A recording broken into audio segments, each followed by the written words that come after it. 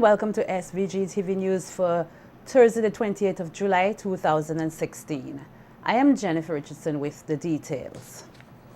190 children from various kindergarten schools throughout St. Vincent and the Grenadines will benefit from monetary donations made under the Adopt a Classroom program of the Zero Hunger Trust Fund. SVG Television's Bavin Oliver gives more details. SVG is proven to be a shining example on how to tackle hunger and poverty. This was a comment made by Minister of Economic Planning Camila Gonzalez as the Zero Hunger Trust Fund made monetary contributions to parents and guardians of children attending kindergarten schools across various communities. Minister Gonzalez stated that this program is part of a targeted approach in combating hunger in SVG and noted that schools selected were in areas which the government aims to rapidly uplift out of poverty. And in this program, we decided to adopt the kindergarten classroom in 7 schools across St. Vincent and the Grenadines. At the Chateaubriand Government School, at the Barley Government School and the Barley Anglican Primary School, at the Fairhall Primary School, at the Sandy Bay Government School, at the Fancy Government School, and down in the Southern Grenadines at the Myro Government School. Because a lot of these areas are areas that the government is trying to rapidly lift out of poverty. Director of the Zero Hunger Trust Fund, Laura Anthony Brown, stated that traditionally food supplies would have been delivered to the targeted populace. However, it was decided that in this case, to provide cash funds, as this is believed that this will allow recipients a greater sense of worth and independence. We believe that by giving you the money directly, there are several benefits, that it will alleviate immediately conditions of poverty. It will provide you, because we know that there is a higher propensity to consume among people who are poorest. So if you get the money, it is more than likely that you will immediately consume it for the things that you need. And we have tried to help you in this regard by suggesting the things that we want you to buy. We want to ensure that when your children go to school in September, they are sharp and well outfitted. Also giving remarks was Prime Minister Dr. Ralph Gonzalez, who revealed that the program will cost $160,700 this year, with the funds expected to take care of school-related expenses such as books and uniforms, and pointed out that this not only forms part of the government's thrust to alleviate hunger, but also gives the children the opportunity to benefit from the education revolution. I will not be around when these youngsters, the young boys and the young girls, basically start to get in here. And with your guidance, all I want you to do is to make sure you have the right people around to make certain that they get a good primary, a good secondary education and get opportunities to go to community college and to go to university and to become good professionals. That is what this thing is about. So I want to know that when they are 19 and 20, they're going off to university. And I am long from now, you know. That is not long from now. For SVG-TV Evening News, I am Bavin Oliver. 54 primary school students received awards for their hard work and success at the 2016 Caribbean Primary Assessment Examinations earlier today at the Kingston Cooperative Credit Union's annual Scholarship Award ceremony.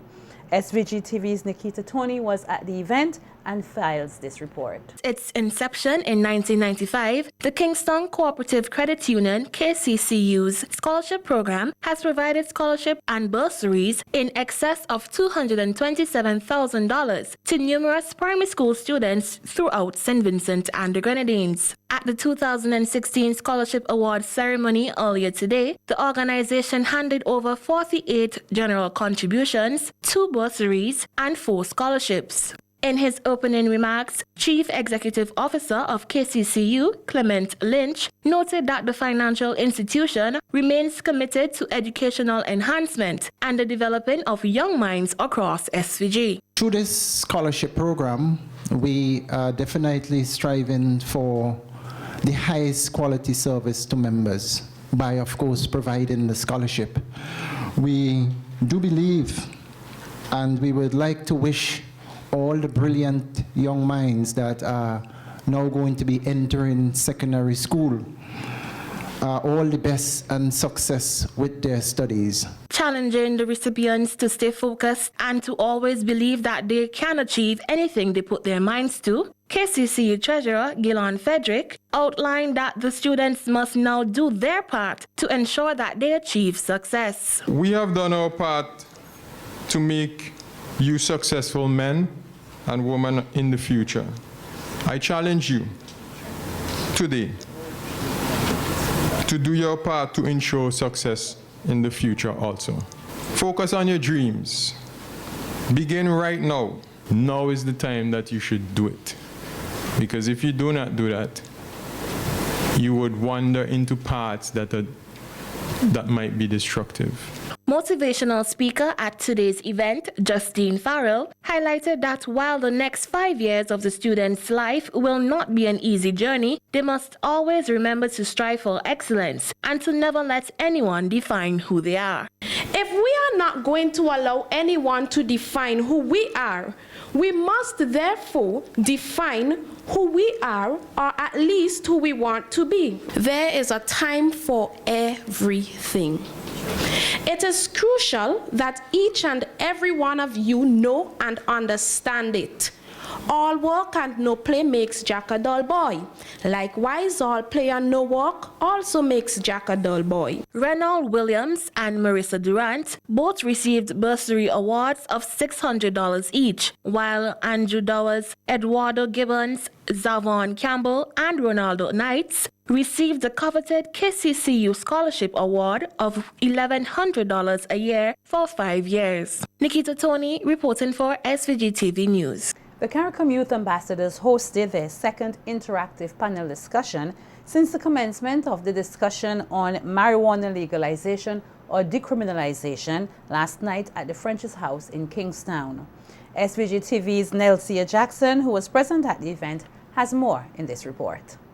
Their main objectives being to facilitate discussion on the issue of marijuana legalization or decriminalization and encourage the Vincentian public to voice their opinions on the issue. The CARICOM Youth Ambassadors of St. Vincent and the Grenadines hosted their second panel discussion dubbed Free Up the Hub. The discussion hosted panelists with immense knowledge on the topic, inclusive of Junius Spirit Cottle, representing the Cannabis Revival Committee, Glenroy Brown from the Christian community, Sergeant Brenton Smith from the Royal St. Vincent and the Grenadines Police Force, psychiatrist Dr. Amory Patterson, and lawyer Joseph Dells. All 5 panelists took their given 10-minute opportunity to present deliberate and sound positions on the issue of the legalization or decriminalization of marijuana in St. Vincent and the Grenadines.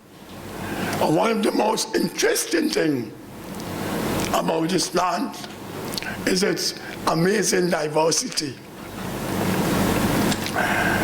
It can be used as a food, it can be used as a medicine. It is one of the best sources of fabric.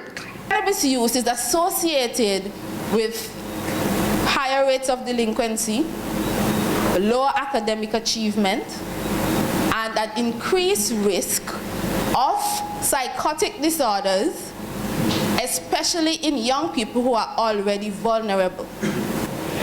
I am not an economist by any means, but I believe that the value of this job will decline significantly and persons will venture to other or more serious jobs such as cocaine and heroin.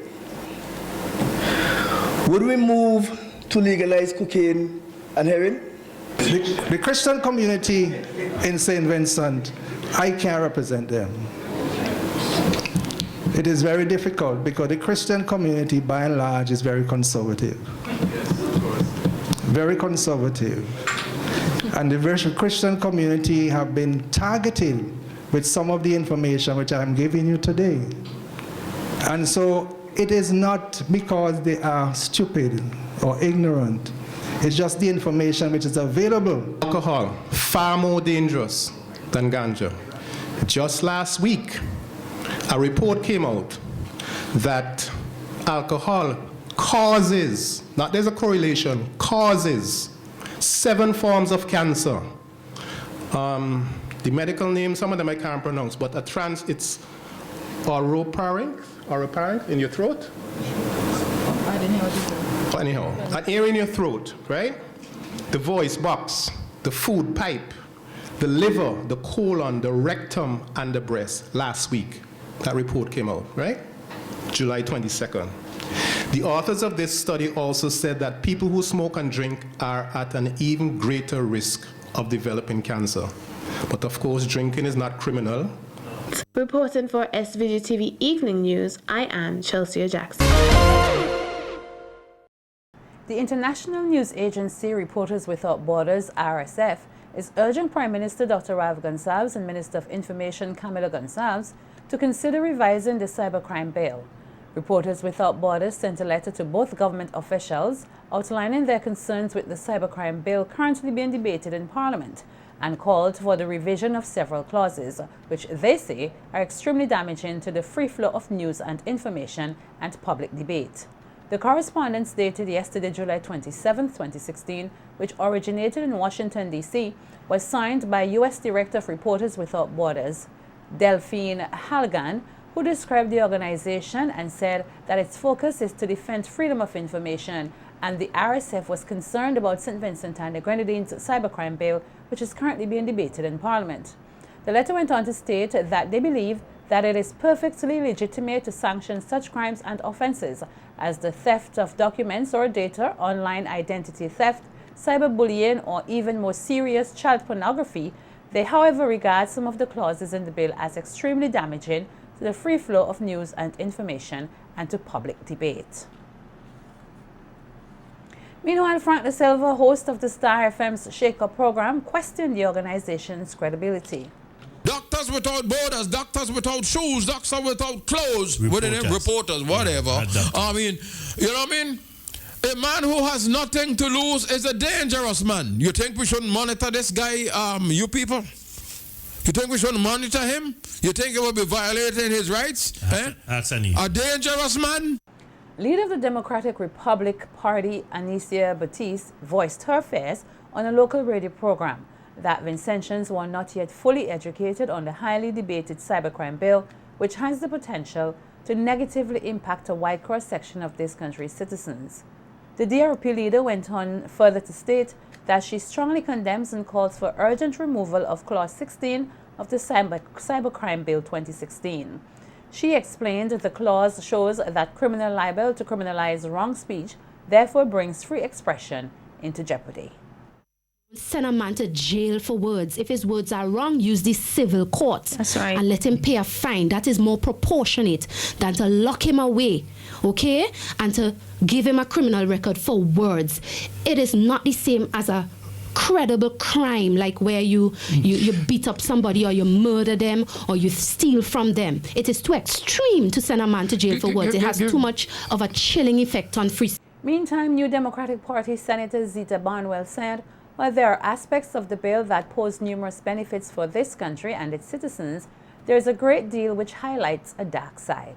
Of the bill that really raises a very serious ugly head in terms of being rather draconian and rather being sort of the government taking its hand and reaching back in the past and saying, okay, fine, while other countries are moving forward and saying we are not going to criminalize free expression, we are saying we are going to do it. And in my mind, if you're talking about we are a developing democracy, I can't see how it is that such a move justifies a democratic society in which we live. The cybercrime bill is expected to be debated and passed on Friday, August 4th. The cybercrime bill is the heavy topic of discussion on the streets and on the media airwaves, and it will soon be debated in Parliament. Again, SVG-TV took to the streets of Kingstown today to get the views of the public. We need to make sure that those laws don't go overboard at the same time, so that governments and officials cannot use those laws to oppress and to suppress the voice of the people. But yeah, definitely, a lot of nonsense has been going on. A lot of people have been getting away with a lot of stupidity, and it needs to be regulated. We have to know what we are posting on these things, and persons who know that they're not going to break the law for whatever reason, they don't have any problems. What I've found over the past couple of years, that persons have gone to some extremes and people need to be curbed. I don't think it will not, well, it will affect free speech, because at the same time everybody will still have the right to exercise their rights to speak freely. I mean, it's a free country, so. Oh my gosh, I can't even comment on it because I haven't read it, I haven't done anything, I don't know. I don't think it's a good idea. Because, for example, as I was saying this morning, if somebody was to, I don't know, hack your Facebook account and say something that you didn't say, then whose fault is going to be? You're going to be prosecuted for something that you didn't do. So I think it's got as good about it and it's got as bad about it. But for me personally, I don't think it's a good idea. People in St. Vincent do not have no respect for the people who is in authority, and they must respect our Prime Minister as the Prime Minister of St. Vincent instead of going on the Facebook and degrade him, and it's time for it to stop. So I 100% with it. It's good, it's good. What's good about it? Because a lot of bullying is going on online, and it's time for people to take a stand against that. There's nothing in St. Vincent right now against that, and it's getting, trust me, it's getting out of hand. Speaking at the closing ceremony of the Regional Security System, the RSS Training Program, Bertie Hines, Superintendent of Police of the RSS, stated that security is a never-ending process and Vincentians should always be prepared for the unexpected. He urged the graduates of the training program to maintain the same seriousness and attitude they had during training when taking up their new posts. What you have done and succeeded in at this juncture is the beginning of a process that must continue with similar tenacity for several years to come if you are to become specialist security officers. Your sojourn at this course has provided you with the tools to be effective in your job tasks. The time and resources spent on you must be seen as an investment in you. An investment that needs to realize fair returns achieved against the background of desired ethical and professional standards. Hines also outlined items and enhancements planned by the RSS to strategically combat the issues of security. In conclusion, in these succinct remarks, a sneak peek into the future for RSS member states. Building capacity for security purposes, continued training for RSSUs, RSS policing common standards, a work in progress since July of last year, continuing to gear up for transnational organized crime in the various forms, rooting out the scourge of corruption in our forces and ensuring that it is not imported through new intakes, building capacity in our maritime spaces, amongst others. In essence, a strategic approach to the issues of security. Coast Coordinator ASP Randy Connors pointed out that various illegal issues were addressed. The RSS Basic Course also provided support to the Royal St. Vincent and the Grenadines Police Force in eradication operations for the first 3 days of the final week of the training. And there were many successes. A total of 47 field searches were conducted, 57 huts were destroyed, total of 347,170 macho plants were destroyed, 510 pounds of compressed marijuana were seized, 56 tarpaulins, 325 dry plant material, and 3,141,000 marijuana seedlings were destroyed. One illegal immigrant was also arrested during the operation.